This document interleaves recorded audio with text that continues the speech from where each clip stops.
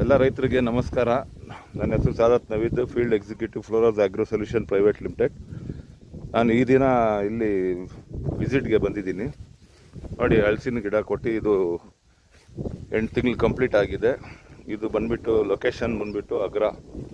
Near ಇರೋದು ಯಾರನ್ನ ಇದ್ದರೆ ಬಂದು ನೋಡ್ಕೋಬೋದು. ಗಿಡ ನೋಡಿ ಎಷ್ಟು ಚೆನ್ನಾಗಿ ಡೆವಲಪ್ ಆಗಿದೆ, ಪ್ಲ್ಯಾಂಟ್ಸು ಚೆನ್ನಾಗಿದೆ. ಇವರು ಮಲ್ಟಿ ಕ್ರಾಪ್ ಮಾಡಿದ್ದಾರೆ, ತೆಂಗಿನಕಾಯಿ ಹಾಕಿದ್ದಾರೆ, ಜೊತೆಯಲ್ಲಿ ಇದು ಹಾಕಿದ್ದಾರೆ.